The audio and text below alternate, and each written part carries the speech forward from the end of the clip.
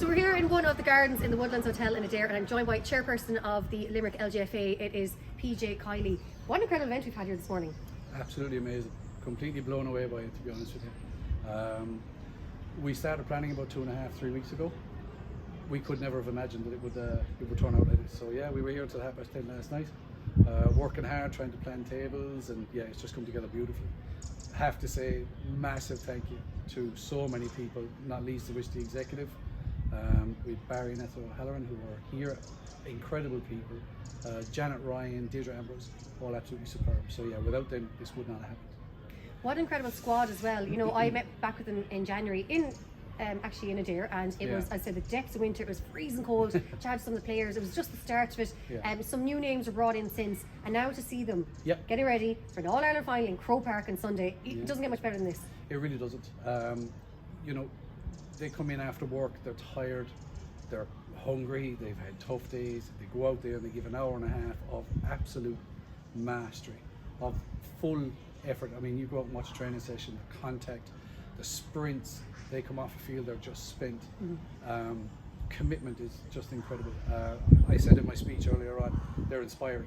They really are. I mean, they give you energy just talking about them, to be honest. I get goosebumps talking about them. They're just incredible. Now, I mentioned, of course, the sport here today. I mean, I think there's over 300 people here in the Woodlands, very early from 7 a.m. and just to support this team. But, you know, I think it's incredible to see the sport for ladies football all around Ireland. It's an up-and-coming sport. I know it's been around for years. Personally, I felt for a long time it had been a bit overlooked, also possibly underfunded. That's a conversation maybe for another day. But certainly nowadays, and as it's becoming just more and more popular. You've seen Croke Park last year. You only mentioned yourself earlier on today about the noise. It's going to be noisy again Sunday, I can assure you. There's a lot of people from Limerick going, there's a lot of buses. So if you're on the M7 on Sunday morning, apologies in advance. It's going to be hectic.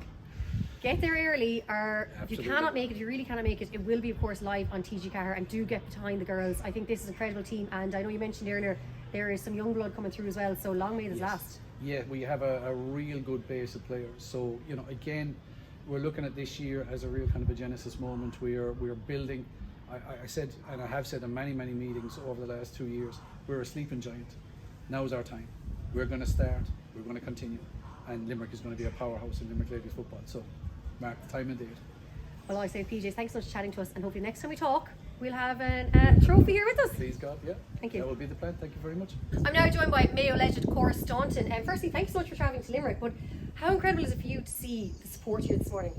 Yeah, it's I'm overwhelmed by it, to be honest. I just can't imagine how many people are in the room at 7 o'clock this morning. You know, to support the Limerick ladies on their journey to Croker on Sunday. You know, 350 people in the room, and yeah, it's amazing. I think it just shows where Limerick sport is at with the Limerick hurlers, and now they're rolling in behind the footballers, which is great to see.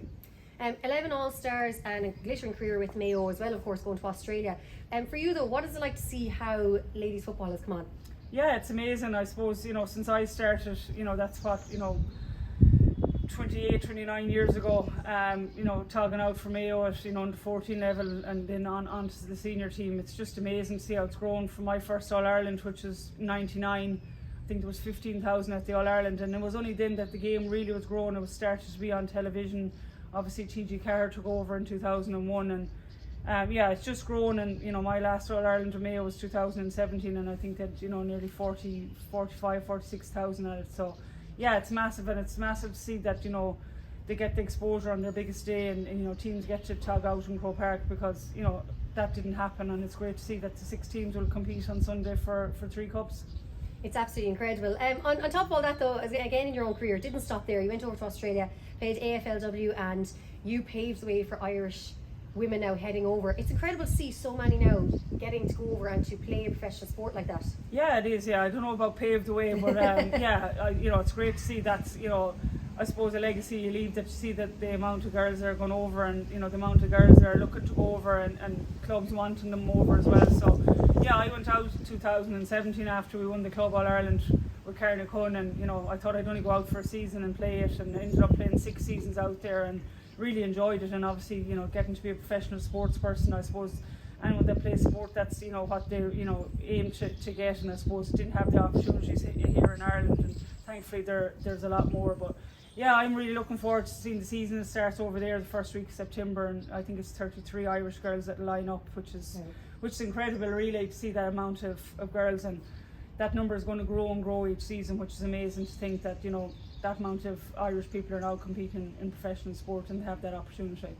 Well, all I can say is thank you so much for coming here to Adair, to Limerick, to support this event, and also thank you for always paving the way. You're ambassador for ladies football, and it's just incredible to have you here today. Thanks so much. Thanks a million. I just wish Limerick the best of luck on Sunday. Really hope they can get over the line against Down. Woo, Limerick boo! I'm here with Munster and Ireland rugby player Emer Constantine. Incredible event here this morning, and how important is it to see such sport for women's sport? Yeah, it's amazing to have a room full of people supporting Limerick ladies this early in the morning time. It just shows the impact women's sport is having on people, and not just young girls and boys, but everyone. And there's such hype around it in advance of the All-Ireland final on Sunday. It's absolutely incredible. Now, you, of course, your career started with camogie and Gaelic football in Clare and playing for Clare, and then you made the transition to rugby at the age of 23, which I think is incredible. But it's also a great message for young people, especially girls, that, you know, age doesn't really matter when it comes to sport.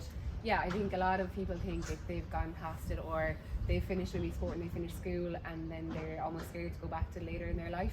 That I suppose it's just a reminder that you're never too old to start, and you're never too old to go back to it. So if you do happen to take a year off or two, you know, because you're doing your exams or in college, you know, it's so important to go back to it. People are always happy to have you back, and you'll always have a community around you, and you'll have instant friends if you just play sport. And I think you forget that, and everyone's always so happy to have you back to play sports. So if you're worried about going back, don't be worried, because everyone will take you in, and the skills will come back to you. It's a great way to keep fit, and you're never really too old to go back, I suppose, is the main message.